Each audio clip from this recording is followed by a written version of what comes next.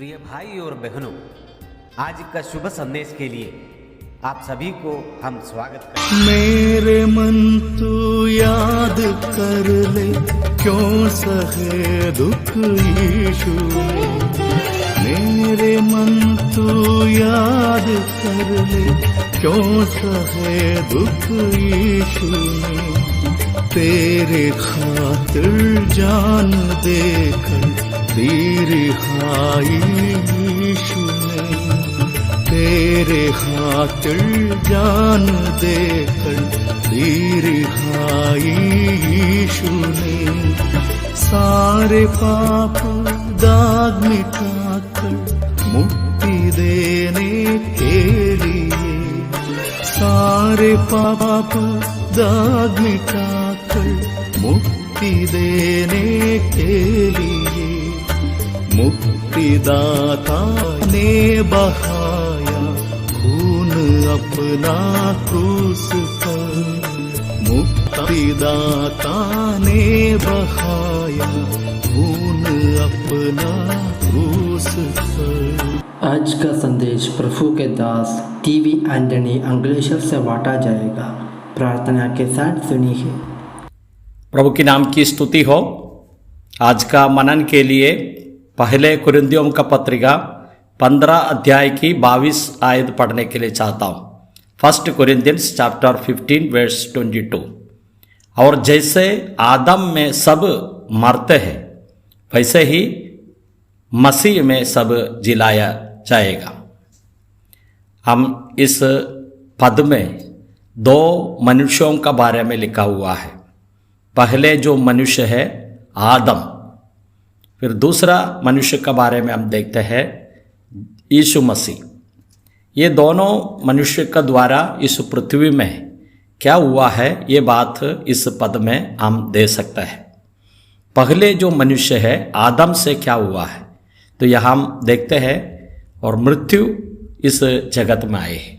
आदम हवा पाप करने का वजह से इस पृथ्वी में मृत्यु आई है। मृत्यु के बारे में हम बाइबल में पढ़ते हैं तो 3 प्रकार की मृत्यु का संबंध में हम पढ़ सकते हैं।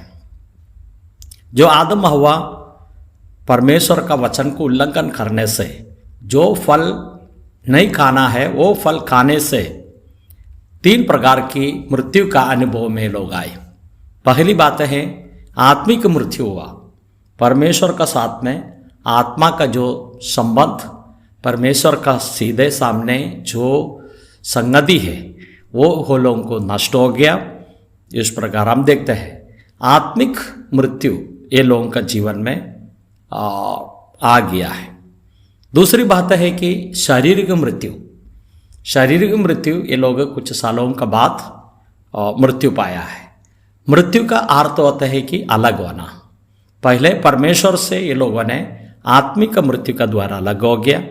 और दूसरी बात है आज शरीर का अंदर जो प्राण और आत्मा है, ये प्राण और आत्मा शरीर से अलग होता है, वो शारीरिक मृत्यु है।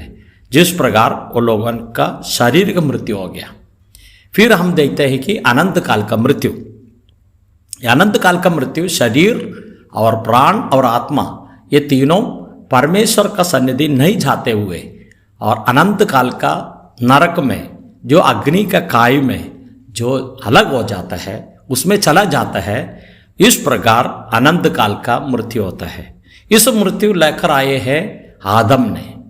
पहले आदम को निष्पाप तरीके बनाए, लेकिन इस प्रकार का पाप का कारण से और ये लोग इस प्रकार अनंत काल का मृत्यु इस पृथ्वी में लेकर आए हैं। हम रोमियों का पत्रिका में इस प्रकार पढ़ते हैं 5वें अध्याय की 12 आयत में। इसलिए जैसे एक मनुष्य के द्वारा पाप जगत में आए और पाप के द्वारा मृत्यु आई, और उस रीति से मृत्यु सब मनुष्यों में फैल गई, क्योंकि सबने पाप किया। तो यहां हम देखते हैं सभी मनुष्य ने पाप किया, आदम का पाप का भागीदार हो गया। तो समझना है कि मृत्यु एक दुश्मन है। हर एक मनुष्य का पीछे पीछे मृत्यु आ रहा है। कोई भी एक जगह में मृत्यु दुश्मन और आदमी को मार डाल सकता है। तो इस मृत्यु, शारीरिक मृत्यु, अगर उस व्यक्ति यीशु मसीह को ग्रहण नहीं किया, पाप का क्षमा नहीं पाया, तो वो व्यक्ति अनंत काल का मृत्यु में नरक की खाई में जाता है। इस प्रकार हम दे सकते हैं। हमेशा एक मृत्यु एक दुश्मन तरीके आते हैं। तो अगर एक घर में शैतान आ गया, कोई रोता नहीं है, लेकिन एक घर में मृत्यु आए तो वो घर में रोने का आवाज सुनता है। इतने भयंकर एक दुश्मन शत्रु है मृत्यु। ये बात हम समझना है। दूसरा मनुष्य के बारे में लिखा है, वैसे ही मसीह में सब जिलाया जाएगा।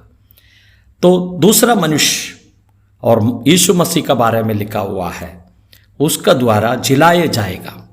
इस बात हम देखते हैं। तो परमेश्वर का जो संतान है, जो प्रभु यीशु मसीह का द्वारा इस पृथ्वी में जन्म होता है। तो हम यूहन्ना रचित सुसमाचार पहले अध्याय की 13 आयत में इस प्रकार पढ़ते हैं, वे ना तो लहू से, ना शरीर की इच्छा से, ना मनुष्य की इच्छा से, परंतु परमेश्वर से उत्पन्न हुए हैं। तो यहां हम देखते हैं एक प्रभु यीशु मसीह का द्वारा एक व्यक्ति का जन्म होता है, वो नए जन्म बोलता है। यीशु मसीह का द्वारा जन्म होने का कारण से वो मृत्यु से पार होता है, अनंत काल का मृत्यु से बच जाता है। ये बात यहां हम तो लिखा हुआ है। तो पहले अध्याय की 12 कलम में लिखा है, परंतु जितनों ने उसे ग्रहण किया उसने उन्हें परमेश्वर का संतान होने की अधिकार दिया, अर्थात उन्हें जो उसके नाम पर विश्वास रखता है। यहां हम देखते हैं यीशु मसीह को ग्रहण करता है। हम किस प्रकार ग्रहण करते हैं? और यीशु मसीह 2022 साल पहले इस पृथ्वी में आए, हमको बचाने के लिए अपने जीवन सूली पर दिया। मृत्यु का बाद में गाड़ा गया, उसका बाद में पुनरुत्थान होकर आज स्वर्ग में विराजमान है। तो मृत्यु का ऊपर विजय पाए हुए प्रभु यीशु मसीह को हम देख सकते हैं। मृत्यु को हरा दिया है। जिस प्रकार यीशु मसीह में विश्वास करता है, उसको ग्रहण करता है, अंगीकार करता है, उस व्यक्ति का जीवन में परमेश्वर से जन्मा है। ये बात यहां हम तो बता रहा है। इसके लिए यीशु मसीह का द्वारा जीवन लाया है। उस एक पापी मनुष्य को, मरण हुआ व्यक्ति को, मृत्यु पाया व्यक्ति का जीवन में जीवन यीशु मसीह का द्वारा होता है। पहली बात है कि आत्मिक जीवन मिल जाता है, उद्धार पाते समय पर आत्मिक जीवन मिलता है, और उसका बाद में भी उसका एक पुनरुत्थान, एक सजीवन का जीवन बाकी रहता है। इसके लिए पहले कुरिन्ती 15 अध्याय की 45वीं कलम में हम इस प्रकार पढ़ते हैं। 45 कलम में ऐसा ही लिखा है भी कि प्रथम मनुष्य अर्थात आदम जीवित प्राणी बना और अंतिम आदम जीवनदायक आत्मा बना। पहले का जो आदम हम देखते हैं कि उस मनुष्य, और इस प्रकार पढ़ते हैं, जीवित प्राणी बना, लेकिन यीशु मसीह का बारे में लिखा है और जीवनदायक है। जीवन को देने का अधिकार का साथ में यीशु मसीह हम यहां देखते हैं।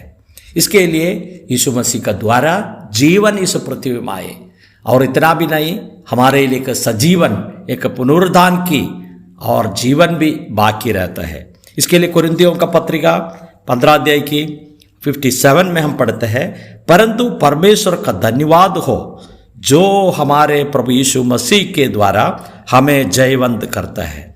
मृत्यु के ऊपर, पाप के ऊपर जयवंत हुआ यीशु मसीह में विश्वास करने से उसके जो विजयी जीवन हमारे लिए बांटते हैं, हमारे लिए शेयर करते हैं। हम कितने धन्य हैं। हम इस प्रकार पढ़ते हैं और यीशु मसीह के द्वारा हमको जिलाया जाएगा। कितने धन्य एक बात है। हम इस प्रकार देखते, दो मनुष्य है, एक मनुष्य आदम, उसका द्वारा मृत्यु आई, दूसरा मनुष्य है यीशु मसीह का, इस यीशु मसीह का द्वारा जिलाया जाएगा। हम कितने धन्य हैं। हम इस रविवार का दिन प्रभु की आराधना करेंगे। हम मृत्यु से पार होके जीवन में प्रवेशन हो गया। हम बहुत खुशी का साथ, आनंद का साथ, हर्ष का साथ परमेश्वर पिता को हम धन्यवाद करेंगे और स्तुति करेंगे। वही है आराधना के लिए योग्य है। यीशु मसीह का द्वारा हम धन्य हो गया है। इस बातों को वर्णन करके प्रभु की आराधना करेंगे, स्तुति करेंगे। जय मसीह की।